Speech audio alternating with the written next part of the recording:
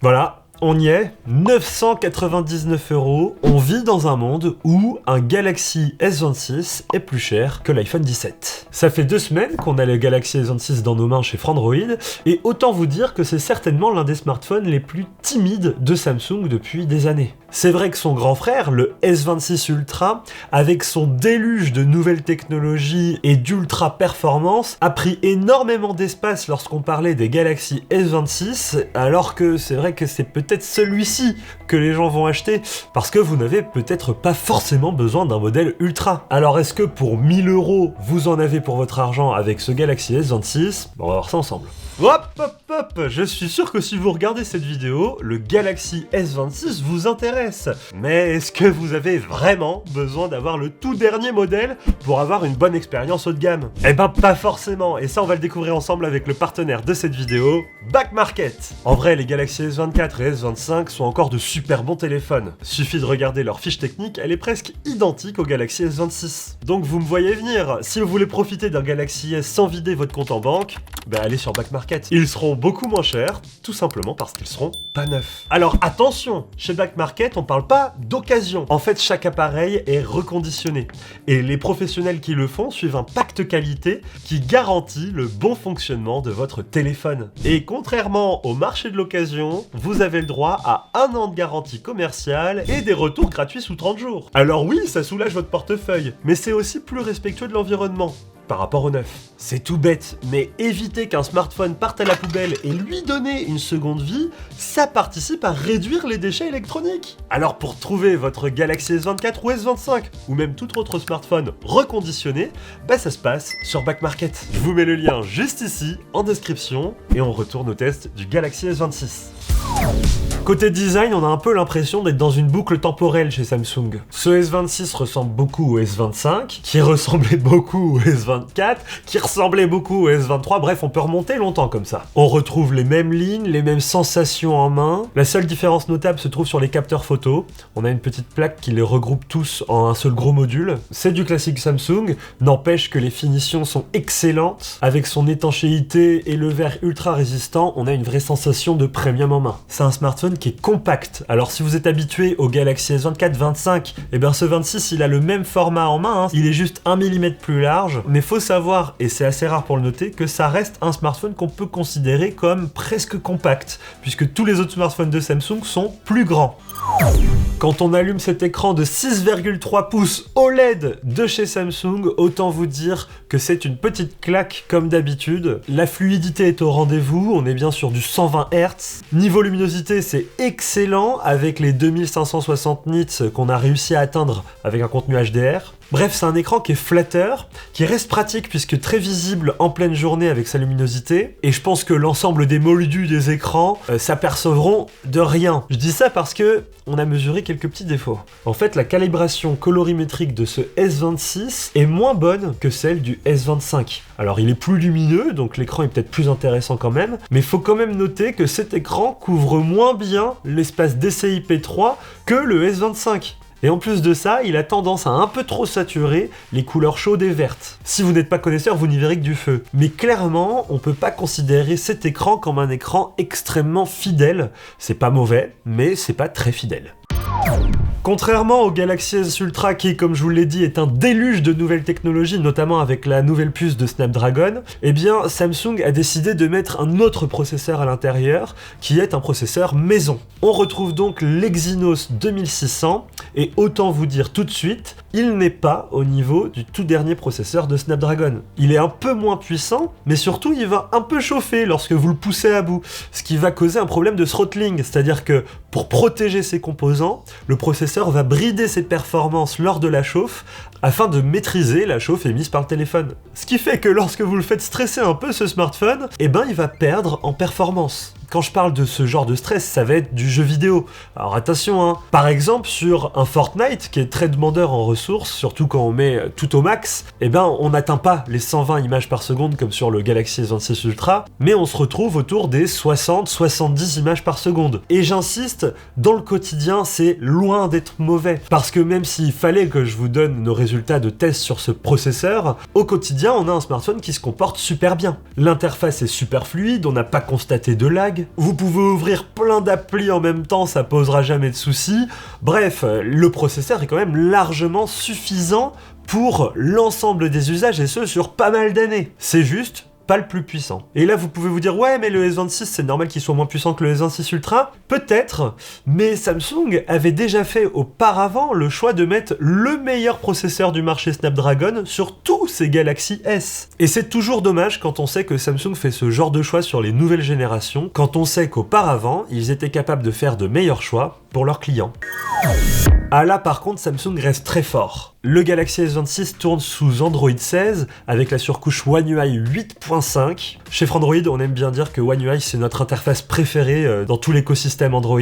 Dans les fonctionnalités qu'on a adorées, il y a le Now Nudge, donc c'est une amélioration du clavier qui va venir chercher dans vos applications pour pouvoir vous permettre par exemple d'envoyer des photos lorsque vous parlez à quelqu'un de certaines photos. Ou bien si vous parlez d'un rendez-vous dans un restaurant par exemple, eh bien il y a un bouton qui va vous permettre d'inscrire directement le rendez-vous dans votre calendrier sans avoir à changer d'application. Samsung cherche vraiment à faciliter notre quotidien et la rapidité d'utilisation de nos smartphones. Il y a aussi le Finder qui a été largement amélioré. Maintenant, on peut non seulement chercher des applications, mais ça crée en fait une recherche multiple. Par exemple, si vous mettez le nom d'un artiste, eh bien non seulement ça va chercher ses playlists dans votre application de streaming, mais aussi des informations sur Google, des applications sur le Play Store qui pourraient concerner. Bref, ça fait vraiment une recherche globale dans toutes les applications possibles de votre smartphone et vous avez un résultat regroupé directement sous vos yeux. Ça fonctionne très bien et sur plein de sujets différents. Et puis je vous passe rapidement, mais toutes les options de retouche photo, de retouche audio qu'on peut même utiliser sur des applications tierces. Sur YouTube, vous pouvez isoler la voix ou isoler la musique alors que vous n'avez pas le fichier vidéo d'origine. Bref, on sent vraiment que Samsung prend à cœur d'améliorer toutes les fonctionnalités IA qui étaient présentes dans les anciens smartphones Galaxy et surtout de pas forcément les rendre plus complexes ou plus performantes, mais de les rendre plus accessibles, plus évidentes au quotidien. Et ça fonctionne. En plus de ça, Samsung promet 7 ans de mise à jour majeure sur le smartphone, même si pour moi, ce genre de promesses, faut pas les prendre à la lettre, puisque je doute que si vous l'achetez aujourd'hui, ce smartphone soit encore parfaitement fonctionnel d'ici 2033. Si c'est pas le logiciel qu'aura lâché, ce sera certainement la batterie, l'écran ou autre chose, mais c'est toujours intéressant de noter que Samsung est vraiment très sérieux concernant la politique de mise à jour de ses smartphones.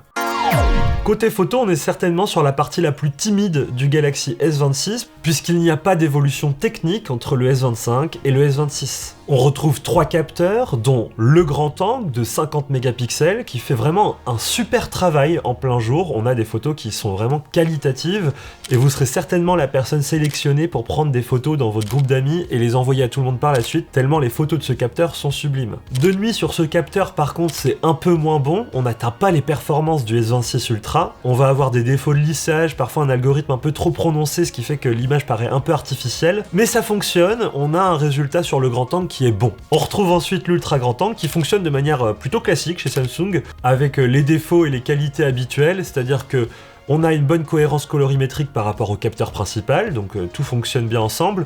Mais par contre, c'est vrai que les détails dans les angles de ce capteur sont moins bons, c'est un peu mou de ce côté-là. Et ensuite, on a un zoom x3 qui est monté sur un capteur 10 mégapixels. Là, c'est là qu'on commence à atteindre les limites de ce que peut faire Samsung avec ce capteur. C'est-à-dire que si vous prenez une photo en x3, écoutez, c'est très bon. On a un bon zoom x3. Par contre, si vous voulez aller au-delà, dès le x10, on commence à voir quelques artefacts.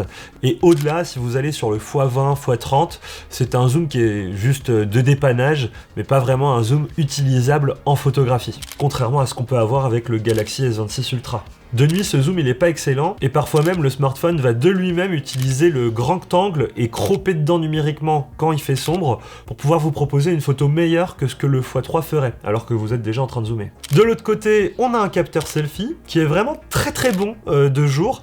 On a des photos qui sont bien exposées, avec une bonne utilisation du HDR. Franchement, les selfies sont qualitatifs.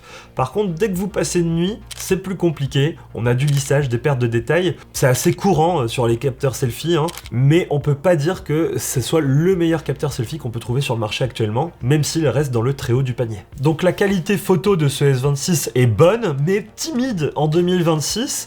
on a de la concurrence, notamment chez les smartphones chinois, qui ont vraiment des performances étonnantes en photo pour des prix similaires. Et je pense que sur les S26, Samsung s'est trop reposé sur ses lauriers sur cette partie-là. C'est loin d'être mauvais, vous serez pas déçus de la qualité photo, mais ça vous sautera pas aux yeux de polyvalence, comme on pourrait avoir l'effet avec un Galaxy S26 Ultra.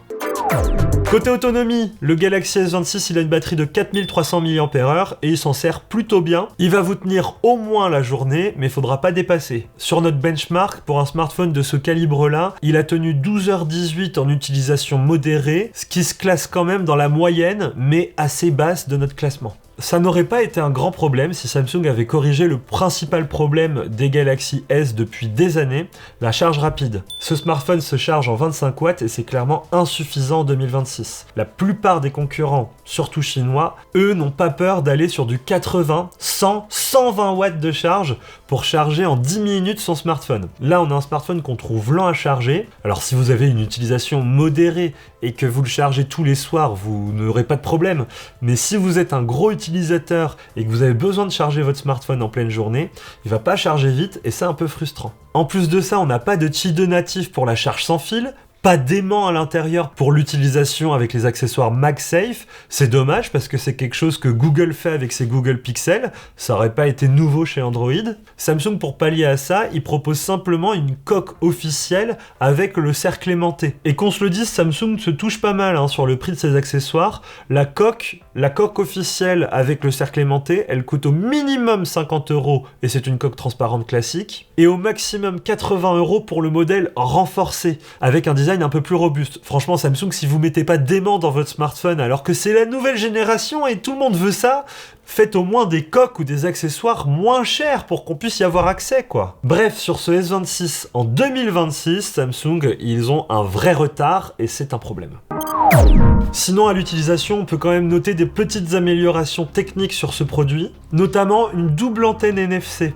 Alors vous dites pourquoi faire? Eh bien c'est simple, rien que sur le paiement sans contact, on sent que c'est plus efficace. La connexion avec l'appareil se fait de manière hyper fluide et ça fonctionne très bien. Pareil sur la partie audio du téléphone, on a remarqué que c'était un peu meilleur que ce qu'on pouvait trouver sur le S25. C'est chaud, c'est un peu plus rond. C'est des petites améliorations assez fines, mais qui fait qu'au quotidien on se sent un petit peu mieux sur ce smartphone que sur les anciens modèles. Et sinon, il est toujours très bien équipé pour la partie réseau. On a une compatibilité Wi-Fi 7, du Bluetooth dernière génération, et puis une connexion réseau qui est parfaite. Pour moi, c'est le problème majeur de ce smartphone. À 999 €, je sais pas si c'est le smartphone le plus recommandable à ce prix-là. Il est clairement pas mauvais, vous ne serez pas déçus, mais c'est trop timide de la part de Samsung, et je trouve que c'est cher pour un prix de départ d'un smartphone Galaxy. Alors la justification de Samsung, elle est simple, c'est qu'ils ont supprimé le modèle 128 Go de stockage. En fait, on commence directement avec 256 Go de stockage. Ce qui est, pour moi, un nécessaire aujourd'hui, en 2026, dans un smartphone. Pour moi, le bon geste de la part de Samsung, ça aurait été de conserver un prix un peu plus bas comme les Galaxy S24 ou S25 et d'augmenter le stockage pour donner un intérêt particulier à ce S26. Sauf qu'on vit dans un monde qui est un peu plus complexe que ça, il y a des pénuries à droite à gauche, vous en aurez peut-être entendu parler, et si ce n'est pas le cas, on vous met un lien dans la description, ce qui fait que le prix de ces composants peut augmenter et donc Samsung peut faire le choix de se dire vas-y, pour augmenter le prix de notre smartphone, on va mettre plus de stockage et ça justifiera cette hausse de prix qui remboursera peut-être d'autres hausse de prix dans le smartphone que nous, en tant que consommateurs, on comprend peut-être pas. Et certainement aussi, ils veulent maîtriser leur marge. Mais il n'empêche que pour nous, en tant que consommateurs, eh bien, c'est 1000 balles pour un S26 et c'est cher.